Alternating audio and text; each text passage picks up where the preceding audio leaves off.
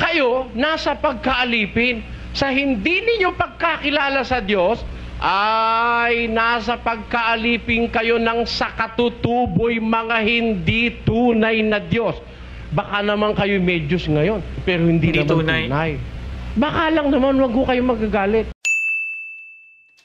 Magandang araw po sa inyong lahat. Sir JR po ng Usap-Usap University. Kumusta po kayo? Sa atin po mga ginigiliw po ng mga subscribers. We have more than 146,000 subscribers na po, kaya maraming salamat po. At kung ikaw naman po ay baguhan o ituloy po kayo sa atin pong channel. Ang ginagawa po natin sa U3, we listen to different preachers, we listen to expositions, sermons, debates. And for this episode, ito po ay actually continuation po ng ating past na video reaction patungkol nga sa pinaka in-demand po talaga na preacher po, yung lagi niyo pong nire-request sa atin sa Facebook, sa YouTube din. At ito nga po si Brother Eli Soriano, ang dati pong overall servant ng MCGI. Sa atin pong background sa pag-aanalisa, ako po ay dating university debater mula po sa MSU IIT sa loob po ng 3 taon. Ako rin po ay nagdebate sa ABS-CBN News Channel at ako ay member ng isang international public speaking organization, ang Toastmasters International. But before we continue mga ka-U3, ayan, kinakailangan ko na magbigay ng paalala kasi marami po sa atin po mga viewers, lalong-lalo na po sa mga baguhan na hindi po alam yung isang konsepto po ng reaction channel. Ako po bilang non-member po ng inyo pong kinaaniban ay nagbibigay lamang po ng aking mga input, ng mga pagtatanong at usually an inquiry na pwede nyo pong sagutin. Hindi po ito pag-atake, hindi po ito assertion dahil never po akong nag-endorso, bagamat merong iba na gusto akong bayaran. Hindi po ako nag-endorso ng mga simbahan, hindi po ako nag-endorso na dapat yung kaaniban o hindi kaaniban. So sana po maliwanag po yan na hindi po ako mangangaral. Isa lang po akong hamak na video reactor at binibigyan ko lamang po ng input, binibigyan ko lamang po ng reaction, yung mga request din po ninyo sa akin. So sabi nga po nila sa English, take it with a grain of salt, kumbaga. Let us watch this video together. Sabayan niyo po ako mga ka-U3. Let's go. Ngayong gabi, mag-uumpisa po tayo ng paghahanap ng katotohanan sa nakasulat. Ito po ating gagamitin na kung hanap natin katotohanang walang kalisya-lisya at katotohanang walang kaduda-dudang talagang totoo, dapat tayong magbatay sa bagay na nakasulat. Ang tanong, kung ang pag-uusap ay nakasulat, at yun ang ating hahanapit pagbabatayan para sa katotohanang nararapat nating kilalanin at tanggapin, ano-anong mga bagay ang maaari nating makita sa nakasulat? Ano-ano? Marami ho tayong pwedeng hanapin sa nakasulat. Wala kayong gustong unahin natin? Kayo ho. Pwede ba kayo mag-suggest ng priorities nyo kung alin ang gusto nyong mauna? Halimbawa, bibigyan kayo halimbawa.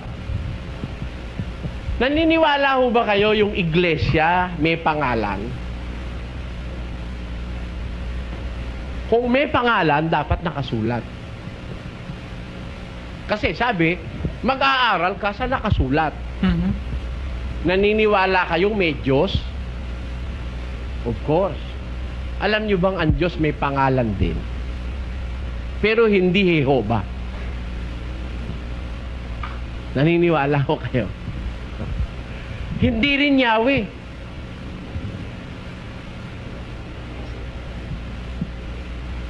Yun, mga bagay na, halimbawa ko lang sa inyo para magkaroon kayo ng isipin. May pangalan ba talaga Diyos? Meron o. Sabi ni Jesus alam popular yun Ama namin, nasa langit ka, sambahin nawa ang ngalan mo. May pangalan o wala? Pinapasamba nga Pero ang tanong, paano mong masasamba kung di mo alam ang pangalan? Utos yun bahagi ng panalangin tinuro ni Jesus, yung Lord's Prayer. Our Father who art in heaven, hallowed be thy name. Thy kingdom come. Thy will be done on earth as it is in heaven. Give us this day our daily bread, and forgive us our trespasses as we forgive those who trespass against us, and lead us not into temptation, but deliver us from evil. Amen. For thine is the kingdom, and the power, and the glory forever.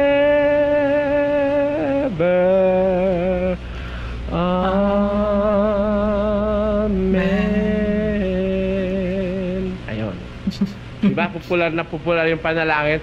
Yep. Ama namin, nasaan? Nasa langit.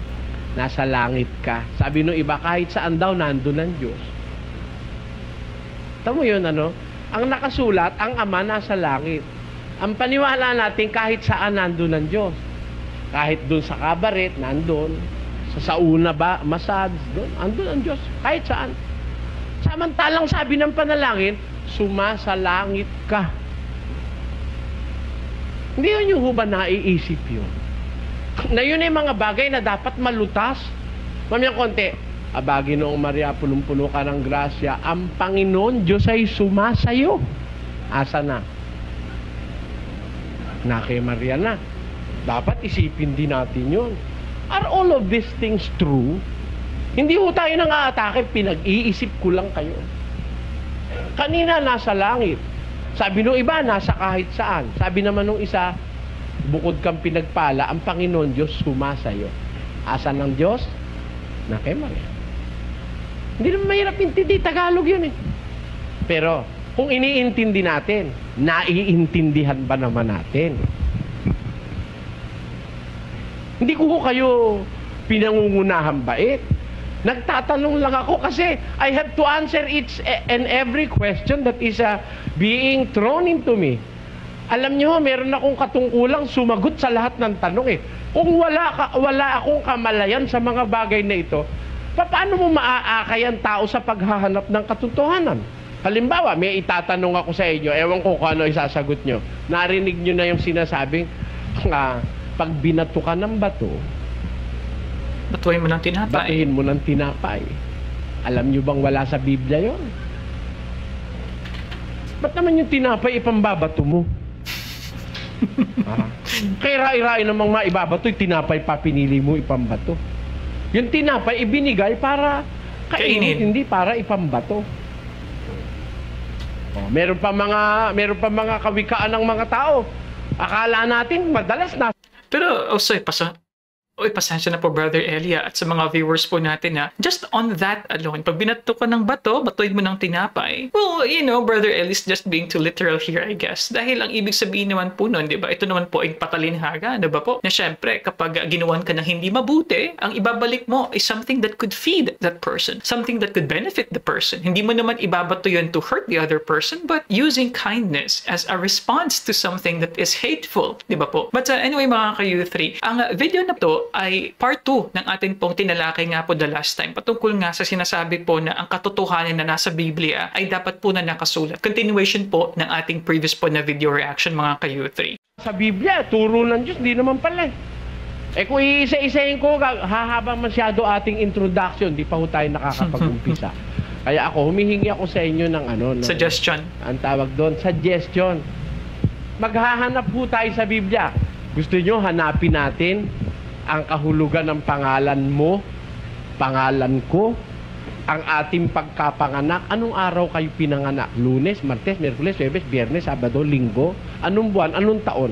Gusto nyo hanapin natin sa Biblia? Makikita ho natin. Kaya lang, humihingi ako sa inyo ng prioridad na gusto nyo. Alin ang una nating hahanapin sa Biblia? Natural, yung pinakamahalaga na dapat nating hanapin. Hindi ba ho yun ang pinakamagandang hanapin natin?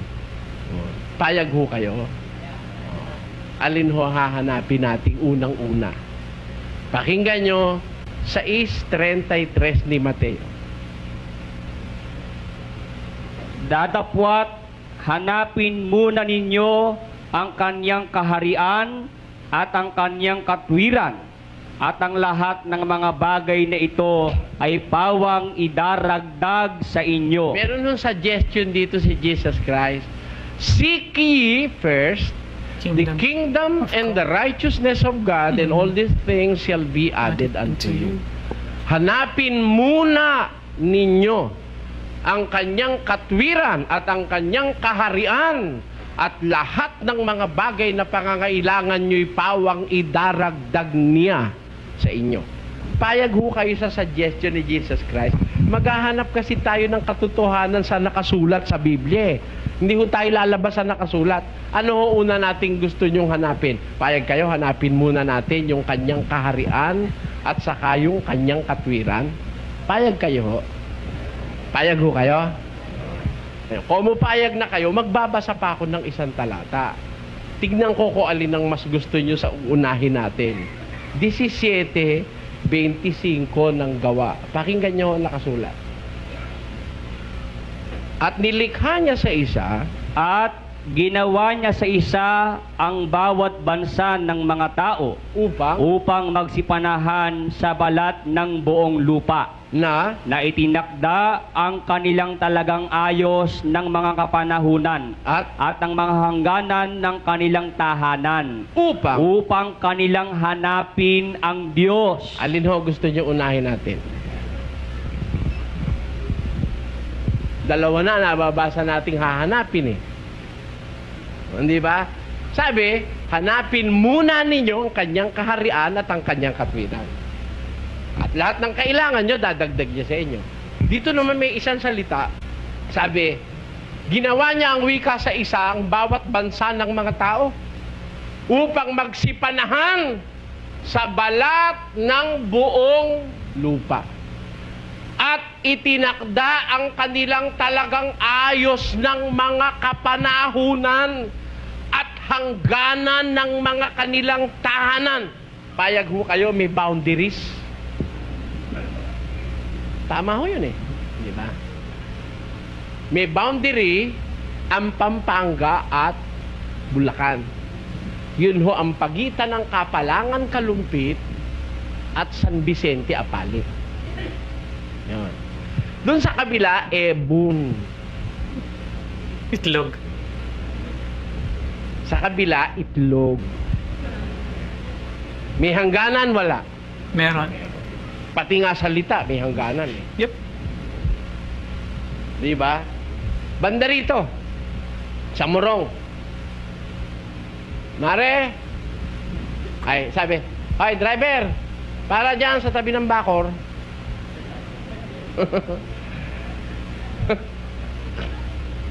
Sabi naman, sarsar na ikaambang kay gaor pa ng gaor. Oh, tamo. Sa amin gaod, sa kanila gaor. Pagdating sa Pampanga, kuloong. Dito sa Tagalog, ay sa Batangas, kuloong. Dito hukay, balon. At kung minsan nga, mayroon pa masasamang nangyayari sa mga salita eh.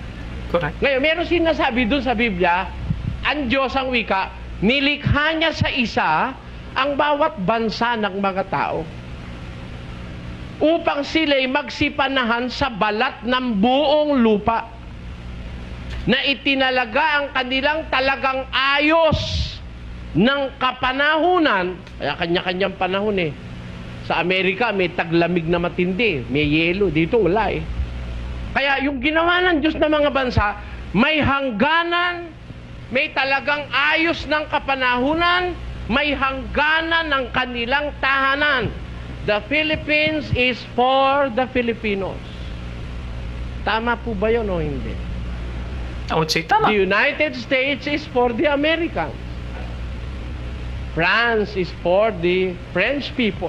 So, a couple of input lang po so far sa mga na-mention po ni Brother Eli Soriano. First, I would say na sa couple of Bible Expo po na napanood na natin sa U3, I have never seen another program similar to this na kung saan in real time, hihingi po ng suggestion si Brother Eli sa audience mismo, anong gusto nilang topic. Usually po kasi, even for myself, in my experience, when I go to a different place to speak, so ang gagawin po is meron na ako nakatakda na kung saan topic or paksa na ito yung pag-uusapan natin or yun ang i-discuss ko in speaking in public, for example. Sabi niya, pili kayo. Saan yung gusto ninyo? Ito, sa ganitong first na verse natin o ito naman sa sinasabi ng verse na ito. So it really shows to us the knowledge that he has patungkol po sa biblical truth. And I really do appreciate that. He's always prepared and my guess is after this, meron pang itanong mo kay Soriano programs, which is also a very spontaneous and dynamic show mga ka-U3. And on top of that, syempre mga ka-U3, ability ni Brother Eli for language. Marami po siyang familiarity with different words. And I believe he speaks Kapampangan and I'm guessing also a little bit of Spanish if I'm not mistaken. So mga ka-youth, sa members po ng MCGI, ilang languages po ang alam ni Brother Eli fluently po na kaya niyang makipag-usap at kaya niya pong magkaroon ng conversations. may kanya-kanyang hangganan ng tahanan, may kanya-kanyang ayos ng kapanahunan. Ulitin ho natin, saka natin ituloy. At ginawa niya sa isa ang bawat bansa ng mga tao upang magsipanahan sa balat ng buong lupa, na itinakda ang kanilang talagang ayos ng mga kapanahunan at ang mga hangganan ng kanilang tahanan upang kanilang hanapin ang Diyos. Baka sakaling maapuhap nila siya at siya'y masumpungan, bagaman hindi siya malayo sa bawat isa sa atin. Ako, hindi naman pala malayo sa atin eh. Kaya hanapin natin ang Diyos sa Pilipinas. Hindi natin makikita ang Diyos pag pupunta tayo sa Amerika. Dito sa Pilipinas.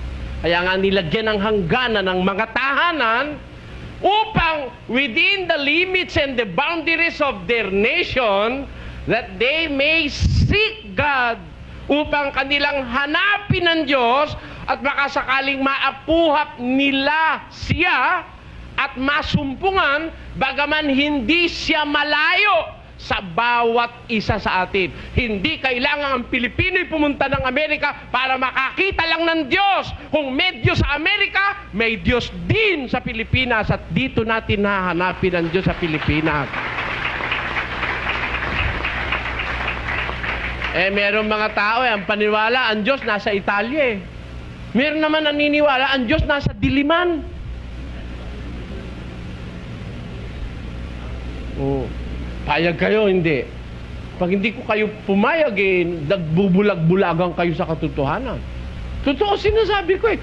And sabi na iba, kaya naman pala ginawa niya ang bansa ng mga tao, nilagyan ng boundaries, para doon sa boundaries na yon, within those boundaries, hanapin natin ang Diyos at maaapuhap natin siya sapagkat hindi siya malayo sa bawat isa sa atin.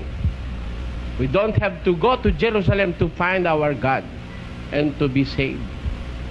Dito sa Pilipinas may ipinangangakong ang Diyos sa atin. Hahanapin lang natin dito rin sa Pilipinas. Bakit ho ganon? Ba't ko sinasabi ito? Pinamimili ko nga kayo eh. Alin ang una nating hahanapin? Kaharian ng Diyos? Katwiran ng Diyos? O ang Diyos muna ang gusto yung hanapin? Sino ang gustong maghanap na tayo ng Diyos ngayon? Kayo, baka naman sabihin niyo, iniinsulto ko kayo. Ano ibig mong sabihin, Mr. Soriano? Kami walang Diyos? Hindi ko gano'n na ibig ko sabihin. Baka lang meron pa ritong walang Diyos. Di samahan natin sila maghanap. Gusto ko sana pong kayo'y maakay ng magandang pag-akay kung saan tayo pupunta sa pamamagitan ng Biblia. Para kayo naman makakita ng ibang panoorin. Hindi na yung kagaya nung napagkikita nyo lagi na mula sa pagkabata eh.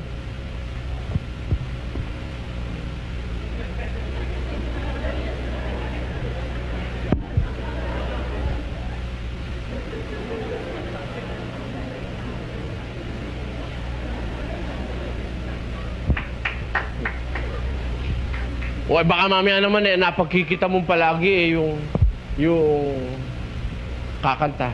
Nagpupuri sa Panginoon, pupuri sa may panyo pa yun eh. Pupuri sa Panginoon, purihin natin ang Panginoon. El Shaddai, El Shaddai, El Elyon Adonai. Age to age, you're still the same. Maganda naman eh, hindi naman masama eh, no? By the power of your name, El Shaddai, El Shaddai, El Elyon Adonai. We will praise and lift you high, El Shaddai. Palakpakan natin ang Panginoon. Palakpakan naman. Yun, di ba? Di ba pangkaraniwan natin nakikita na yun? Baka gusto nyong makakita naman ng iba. Ayon. Yung isa bang daan na magiging curious tayo sa lahat ng bagay.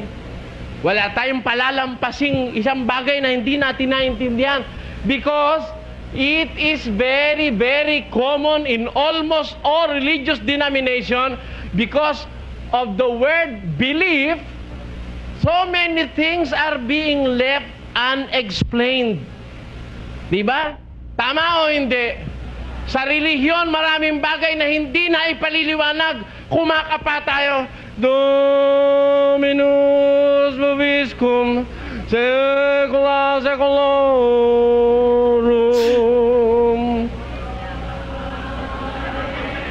Kita niyo? Oh, tanong. Ang tanong, ano yung inamina natin? Ano yun? Naiintindihan nyo?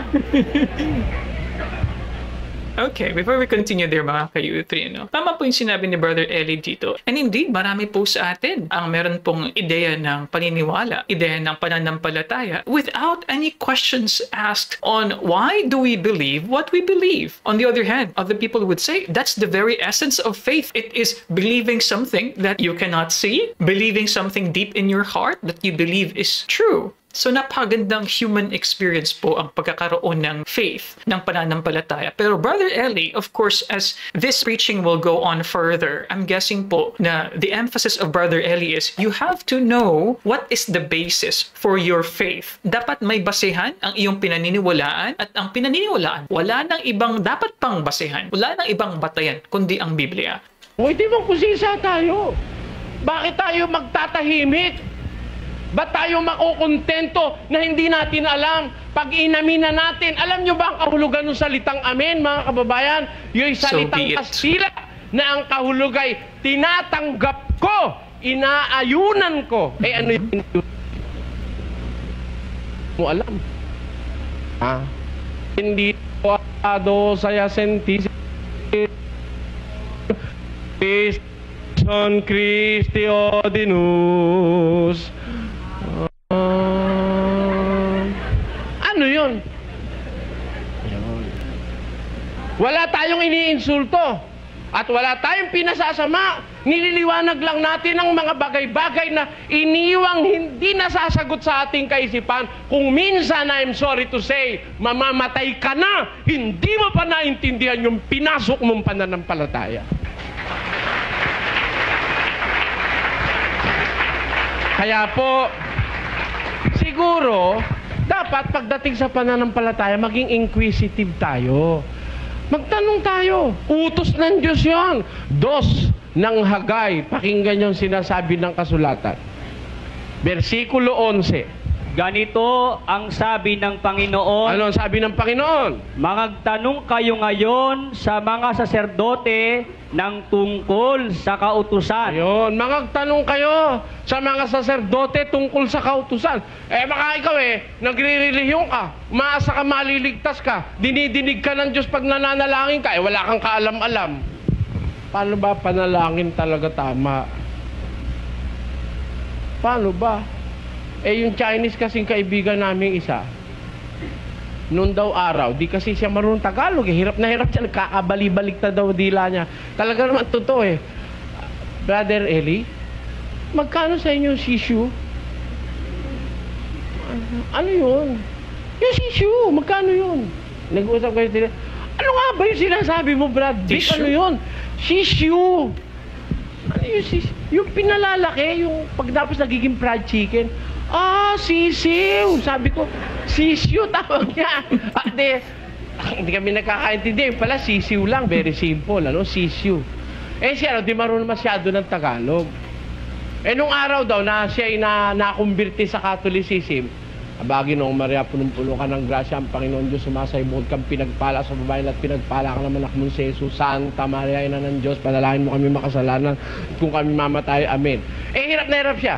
Nung matapos niya na isa, Santa Maria, Ina ng Diyos, panalangin mo kami makasalanan kung mamatay. Amen. Susunod, pale-paleho. Pale-paleho. Iniintay na lang daw niyang matapos yung mga kasabay niya. Pale-paleho. Pale-paleho. Kasi nahihirapan daw siya. Hindi siya marunong Tagalog. Kaya, bandang huli, ginagawa niyo na lang pale-paleho. Pare-pareho. Oo nga naman, pare-pareho rin naman ang sasabihin mo eh, no? De short, naintindihan na siguro Santa Maria, eh, hirap siya magsalita eh, no?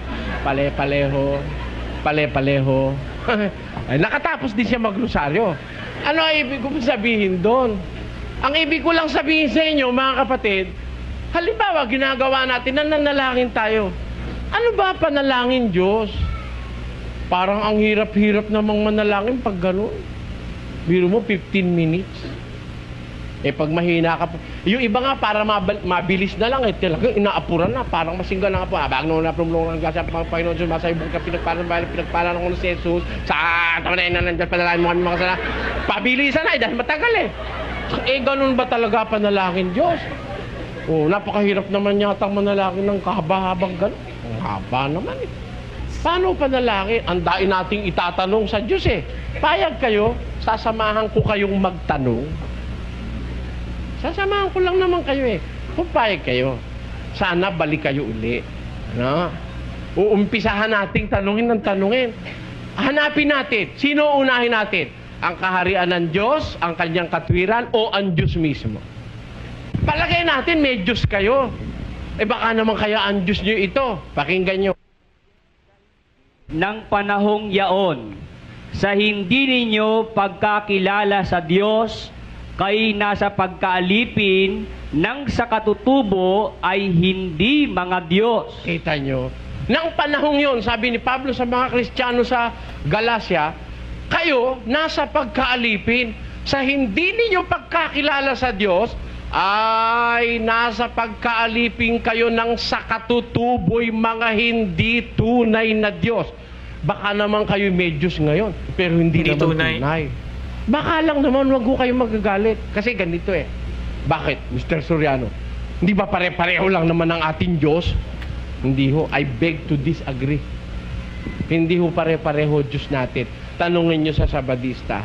Ano ang sabi ng Diyos nyo tungkol sa baboy? Hay! Pero very interesting yung sinabi ni Brother Eli na hindi pare-pareho ang Diyos kasi it's a common, I don't want to say misconception, pero common po nating naririnig sa iba yan. Ay, pare-pareho lang naman na Diyos, iba't iba lang yung tawag. Ayan, I remember that when I was very young, no, na naririnig ko yan na may tawag na Allah, may tawag na God, may tawag na Jehovah. So sinasabi ni Brother Eli, no, magkaiba dahil my understanding, and siguro ipapaliwanag pa ni Brother Eli dito, na iba naman yung ginagawa ninyo within your religion. It could be just literally iba yung pangalan, di ba? Or iba-iba sa paligid nyo ang dapat gawin para maligtas. Iba't iba siguro ang pinaniniwala ang Testament, Old or New, or totally different books. While the idea, merong same idea na merong Diyos, pero hindi magkapareho ang kanilang sinasamba.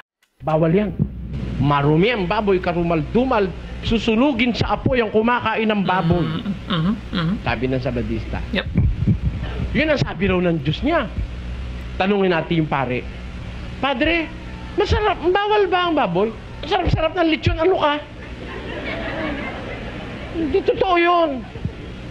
Ba't hindi mo bawal sa atin ang baboy? Eh, hindi naman ikabawal ng Diyos eh.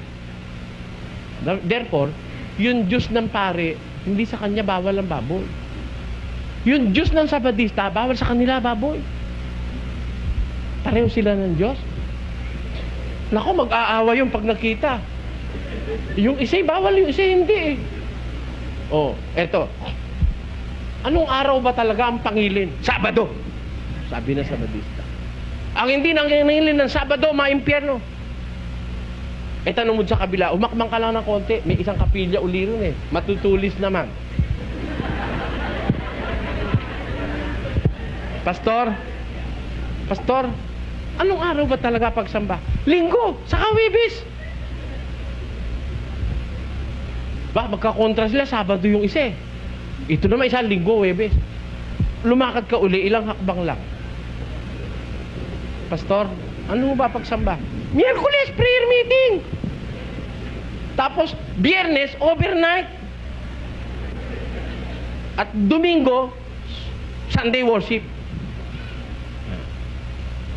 Doon lang sa pagsamba, yung araw, hindi sila pareho. Ngayon, pare-pareho ba tayo ng Diyos? Hindi. Sabi ni Pablo, sa hindi ninyo pagkakilala sa Diyos, nang nakaraang panahon, kayo'y nasa pagkaalipin ng sa katutubo ay hindi tunay na mga Diyos. Amen? Ngayon, nung makilala na nila, ano ang sabi ni Pablo? Tuloy natin ang talata sa 9. Datapwat ngayon, yamang nakikilala na ninyo ang Diyos, o ang lalong mabuting sabihin, Ay? kayo'y nakikilala ng Diyos. Ayun. Ngayon, sabi ni Pablo, nakikilala na ninyo ang Diyos, o ang lalong mabuting sabihin, nakikilala na kayo ng Gusto ko lang din po i-mention kasi nasabi dito ni Brother Eli yung napakagandang point po. And I think this was the same po na main point, main na takeaway. Kung maalala niyo po sa ating past video reaction, meron pong na-mention. Meron po silang feature po doon na interviewee na parang professor po yata sa DLSU, na isa po yatang abogado. And sa interview nga po na yon na hindi siya member po ng MCGI pero sinabi niya po na hinahangaan niya po si Brother Eli. Especially on that idea na parang kilala mo ang Diyos pero ang tanong ay, kinikilala ka ba niya? Parang ang idea nga na tinatanggap mo ang Diyos pero tinatanggap ka ba ng Diyos? Something like that. So naalala ko lang po kasi nabigyan po natin ng video reaction very recently. Alam nyo kasi yung pagkilala sa Diyos, it must be a two-way affair.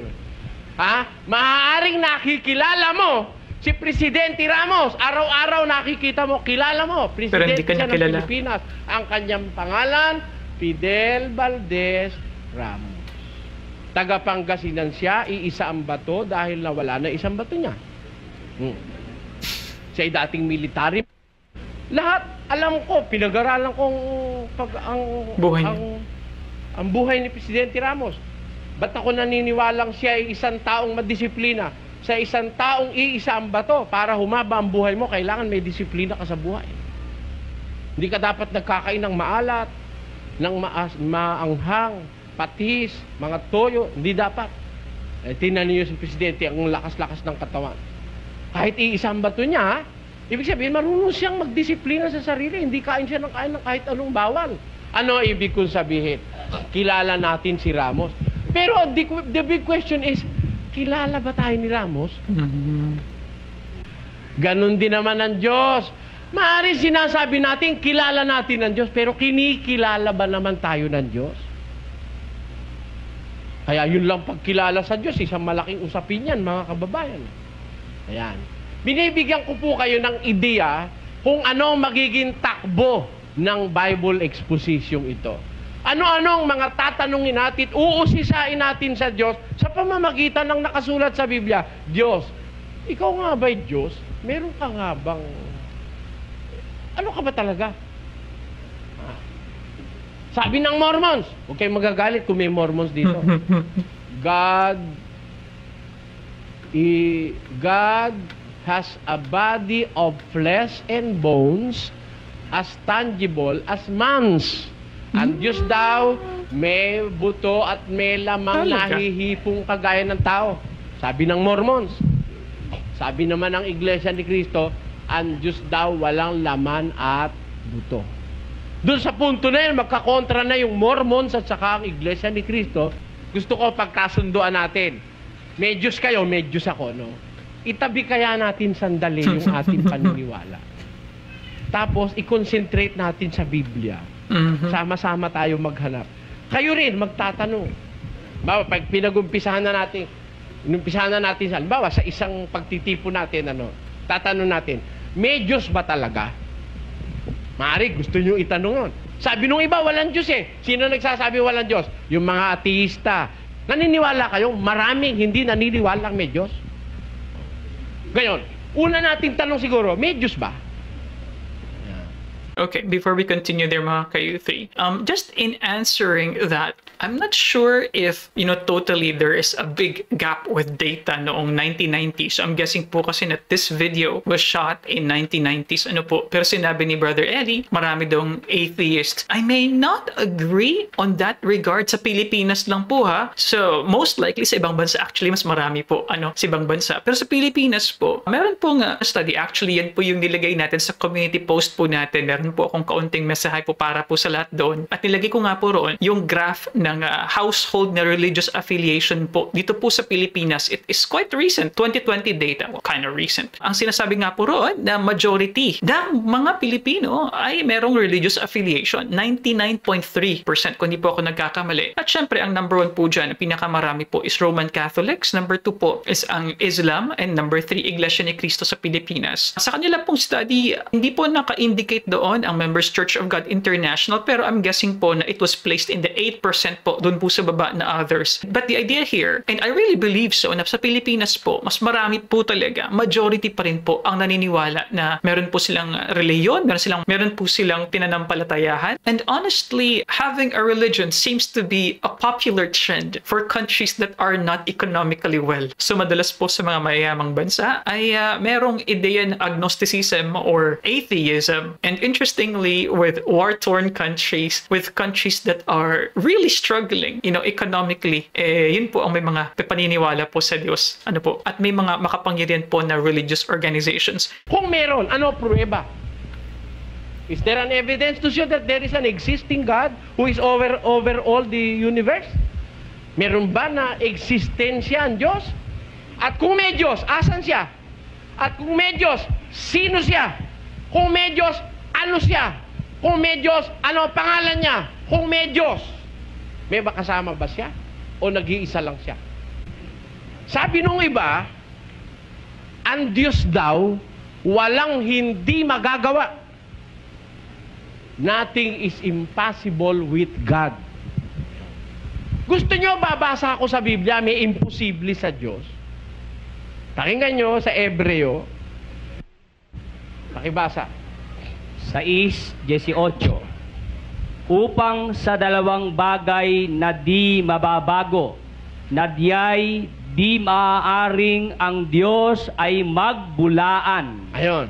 Sa Biblia Tagalog, ang sabi, hindi maaaring ang Diyos ay magbulaan. And I will read it in the English translation. That by two immutable things in which it is impossible for God to lie. Mm-hmm. It is impossible for God to lie. May imposible ho ba sa Diyos? Sabi ng Biblia, nakasulat, it is impossible for God to lie. Sabi naman ng ibang tao, sa bunganga niya ng galing at sa kokote niya, wala ikang imposible sa Diyos. Lahat magagawa ng Diyos. Sa Biblia may nababasa ko, hindi magagawa ng Diyos kahit kailan. Gusto niyo patunayan ko sa inyo? Kahit kailan, hindi pwedeng magsinungaling ang Diyos. Sa Tito 1:2, pakinggan nyo. Sa pag-asa sa buhay na walang hanggan, na ipinangako ng Diyos na di makapagsisinungaling, buhat pa ng mga panahong walang hanggan. Ang na di makapagsisinungaling, buhat pa ng mga panahong walang hanggan. Titignan ninyo, di po ang Diyos hindi pwede magsinungaling.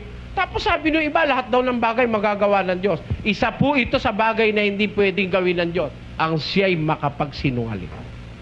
God who cannot lie. It is impossible for God to lie. Ayan, mga nasa Biblia. O yan, basahin nyo sa inyong bahay kung di kayo naniniwala. Tapos think it over and over again.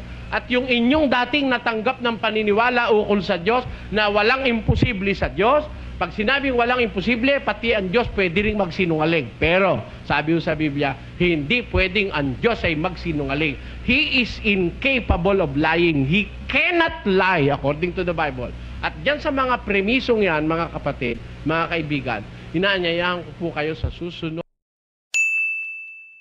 Oy, mga ka-U3. So, dyan po nagtatapos ang ating episode ngayon. Alam ko po para po sa mga supporters po ni Brother Eli, sa mga members po ng MCGI na viewers po natin, may mga magta-type po dyan, bitin. So far, I really enjoyed this. Well, actually, it's part 2, so it's a bit shorter po kumpara po sa previous po na video reaction natin. Gusto ko lang po i-emphasize kasi nababash po tayo ng ibang members po dyan ng MCGI. So, mga nagsasabi po na dapat wag na po akong mag-disagree. Ayan po, wag na daw po ako magbigay ng counter another point. Gusto ko lang po liwanagan na hindi po ito pangungontra ang aking pong mga input bilang reactor po na hindi po kaanib ng MCGI. Expect then that I may agree with some points, I may disagree with some points. I'm just a reactor. Hindi po ako mangangaral at I have never postured myself as a preacher. Dahil wala po akong ini-espouse dito na any religious organization. These are video requests and I just try to give my fair reaction about this, mga ka-youth. Kaya sana po ay nagets nyo na po sa ngayon yung ideya po ng pagkakaroon po ng channel na katulad po nito. At hindi lamang po MCGI content po syempre ang atin pong fini-feature dito. Marami din po. Alam nyo rin po yan. And we just treat everyone fairly. Although gusto ko pong i-mention lang dahil yung sa ideya nga po ng pagkakaroon ng iba't ibang Diyos, it would really make sense if you look at the differences that we have. Looking at the bigger picture, however, it's also interesting how while we have different hats, yan po kasi